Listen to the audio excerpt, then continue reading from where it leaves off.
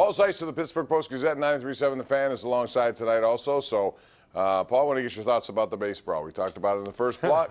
I thought a couple of questionable suspensions, like, for example, David Bell. I thought he deserved more for what he did, and he got 6 games. He actually was behind Amir Garrett and Keone Kela, which is a little bit surprising to me. Yeah, I mean, I didn't have a problem with Keone Kela getting 10 games, but to me, how does the guy that charges the dugouts, charges the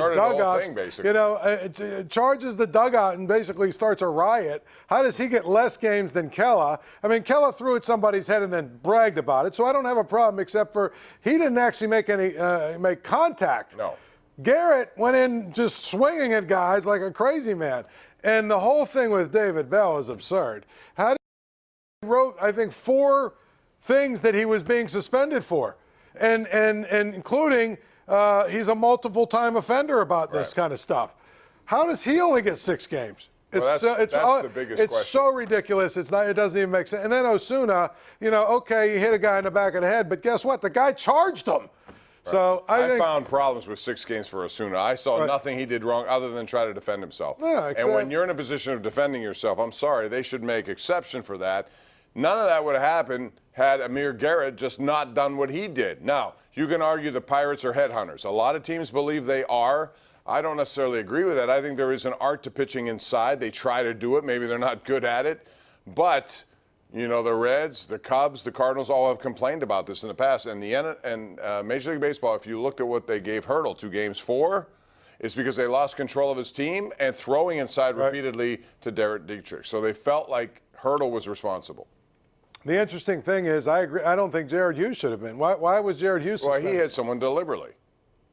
But he did. He did. But the whole point is that happens in baseball all the time. But I guess they felt they had to do something. Well, again, yeah, maybe it's just the 2 teams and they're tired of this nonsense. But if what's his name doesn't go crazy, and Garrett, if he doesn't go crazy running and trying to fight, I mean, I bet you Jared Hughes wouldn't have been suspended. You're probably right. We got a lot of people want to talk about it, so let's go to Pete in Squirrel Hill. First up tonight. Pete, go ahead. Hey, guys, how are you tonight? What's up, Pete?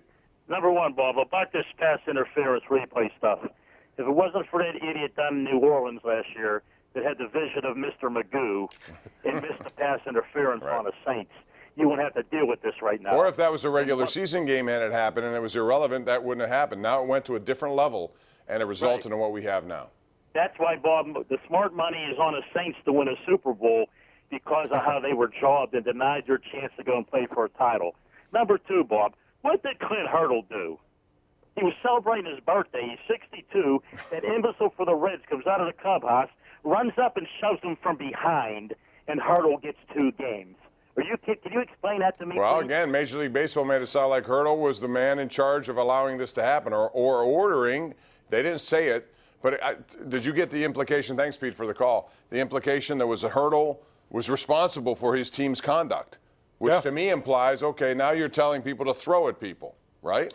How else do you interpret that? Well, there's that, and also the fact that this isn't the first time, and that it's happened in several games. I mean, think about this. Joe Madden and now Dave Bell, 2 managers have now gone after Clint Hurdle, and tried to fight him.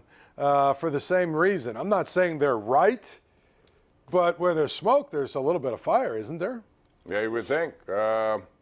Jeff in Pittsburgh. Hello, Jeff. How are you? Hey, guys. Thanks for taking my call. Love the show. Sure.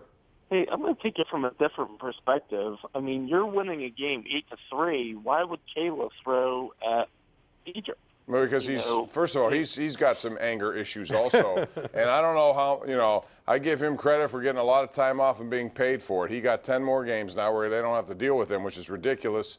I would have traded him, to be honest. He's got a lot of talent, but he comes with a lot of seeming baggage. And, yeah, I mean, he threw at the guy, and he admitted that he did it. Maybe it doesn't pay to be honest in baseball. Well, that's the point, is you don't want to be that guy that's honest, because that's probably why he got so many games, 10 games. Had he not said that, had he said, the ball got away from me, it probably would have only been like 5 games. Yeah. Let's go to Mark, line 3. Hello, Mark in Ambridge. What's going on? How are you? Hey, Bob. I'll be brief. How you and Paul doing? We're good. Hey, thanks. Hey, I'm the guy in the Hawaiian shirt. I met you in Aruba. A quick hi to you and your family. Oh, I remember that. Thank you, Mark. I appreciate that. Yeah, that was awesome there. But, hey, I got a quick question for you and Paul. I love the Steelers team this year. They look great. Here's my question. Why are they punishing the Steelers on opening day, sending them to New England, which usually is a loss, a ring night ceremony? Why did they create that instead of like Kansas City, New England? Why are they sending the Steelers there on opening night? Well, because it's a showcase game, and they wanted the two best teams, and Pittsburgh was on the schedule. If Pittsburgh wasn't on the schedule, they wouldn't have to worry about it. I get the feeling, Mark, that they don't care.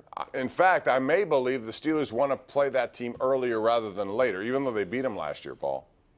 But you got to beat them at some point. You got to play 16 Right. games. I mean, I think the biggest thing is we know what the NFL is trying to do. It's a marketing league. They're incredibly well at selling their product. And guess what? On opening weekend, you put a game like that, it's a marquee game that people want to see.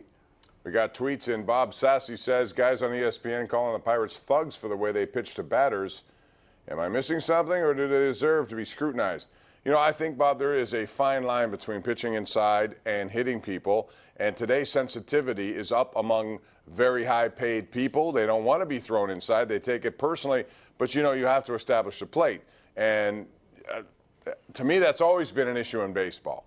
But if you're going to be able to control the batter who's digging in, and many times these guys crowd the plate, you got to establish something, and it's risky, but you got to do it. So it leads to this kind of fine line thing. Yeah, and I don't have a problem throwing inside. I do have a problem with what Kella did. I mean, there's a difference. Well, We talk about the fine line. You know, well, I didn't have a problem with what Hughes did. You know, I mean, he had to do what he had to do, and he threw it low. There was no chance that was going to hit Marte in the head or anywhere like that.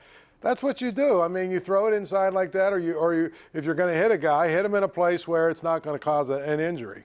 Two more tweets before we go to break. Rob Gateway says Jordan Lyles won his first start with Milwaukee last night against Oakland. Yes, he did. He struck out 12 in 5 innings. PA Ram 59 says, what moves would you guys make in order to make the Pirates playoff competitive in 2020? We'll think about that in a commercial break. Come back and answer it. You're watching the Ireland Contracting Nightly Sports Call right here on Pittsburgh CW.